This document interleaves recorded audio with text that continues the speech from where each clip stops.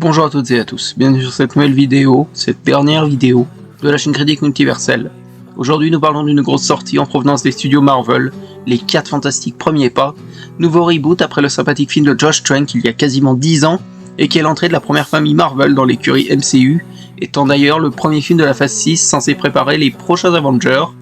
dans une phase qui est globalement censée clôturer la saga du multivers débutée en 2021.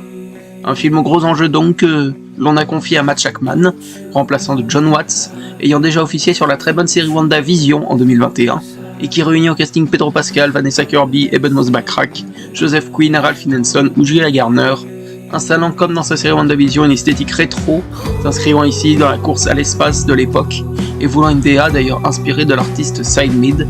pour tout ce qui a trait aux 4 Fantastiques. Le tournage débute le 30 juillet 2024 à Londres au studio Pinewood sous le titre de travail Blue Moon et se termine en novembre de la même année à Oviedo. Des scènes ont également été tournées à Durdledore et dans les mines de Middleton by Whispers. Ici en effet nous sommes dans un New York alternatif rétro-futuriste au style années 60 où la célèbre équipe des 4 Fantastiques va faire face à la surfeuse d'argent et à l'arrivée du terrifiant Galactus, le dévoreur de monde. Et c'est un excellent film de la part du studio, qui semble avoir repris vie depuis Thunderbolt, voire Daredevil Born Again, que j'aime beaucoup malgré ses défauts. Ici, ce 4 Fantastique est un super reboot de l'équipe, ne s'embarrassant pas d'une quelconque continuité, offrant une DA vraiment riche et esthétique, que ce soit dans ses décors ou ses véhicules, mélangeant un style années 60 à ses designs vraiment futuristes. Aussi, le thème est épique et iconique, et même dans son ensemble, le métrage conserve une vraie dose d'épique, n'ayant que très peu d'humour et restant assez sérieux, normal quand on sait que l'enjeu est la véritable fin du monde. Aussi, j'ai trouvé le scénario bien écrit, qui ne possède pas de coups de mou ou de longueur, allant à l'essentiel, mais sans toutefois oublier de contextualiser son monde, ou de développer ses personnages, usant intelligemment de quelques fusils de Tchekhov bien placés.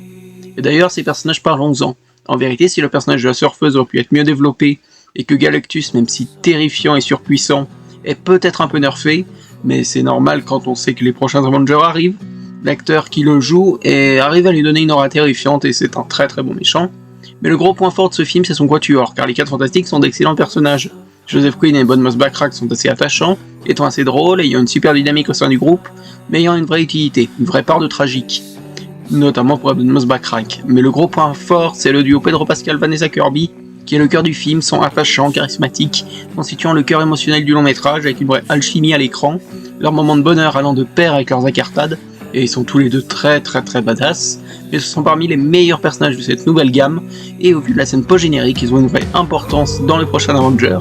et nous ne pouvons qu'espérer une très bonne suite en décembre prochain. C'est la fin de cette critique et la fin de cette chaîne donc, merci de m'avoir écouté et à bientôt sur Critique Multiverselle.